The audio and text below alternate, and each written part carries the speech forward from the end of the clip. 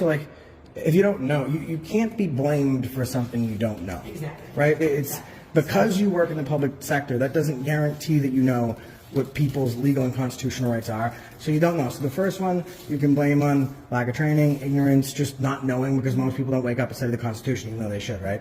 It's the next time, right, where we try and work to make sure that we get a better understanding and better training. And, you know, there was an incident last week. Training has happened or is scheduled to happen. So at that point, like, the department head should be discussing what's going on. I think that, you know, he's very upset because he went into the building inspector's office and was assaulted, thrown out the door, and had the door slammed on him multiple times. And Gene, the guy that did it, was so proud of himself. He was happy to admit on video, yeah, I can do that. If you're not going to leave, I can do that, right? So it brings some questions, and we want to make sure that that isn't something that's going to happen again. This building serves the people. I'm sure you're a very nice person. I'm sure you do a very nice job. If not, you wouldn't be out here talking to us. You'd shut the door and say, everybody hide. Well, we're just people. We're not looking for a problem. Or I could have taken my frustration with Gene and come in there and yelled at you, but I treated you with respect, right? We're just something that you can choose if you.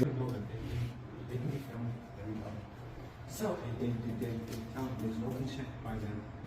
so and I just give us, this is our first, last week we had someone come in, this hasn't happened before, so we aren't, so there are a lot of people that aren't aware of what is and isn't allowed, so we're gonna work on making sure that everybody. Well, that's great, right? You don't necessarily have to respect them within yourself, because they're jerks, but the Constitution and people's inalienable rights, they can't never be disrespected. Understood, but I just asked that, you know, this is kind of a learning curve, and so, like, especially in an office where we don't usually see the public all the time, like, we don't team customers in here and stuff like that, so it's a little bit foreign, so just give us a. So, and the fear, like, some of those things, like, you know, I think one person downstairs had said the last time that he was here, they said, oh, you know, you came in here and you could rob the place, and that made them feel uncomfortable. And it was interesting. I did some research, and since this building was built, there's only been one robbery, and it wasn't a citizen. But people don't know that. It was a city clerk. I just think it's, you know, it's just a change of. Well, I'm just saying, statistically, you're more likely, I'm not saying you specifically, but in this building, as an employee, you're more likely statistically to get robbed by another employee than you are a member of the public. And we're just looking at it statistically. And I don't want this place to be known for that.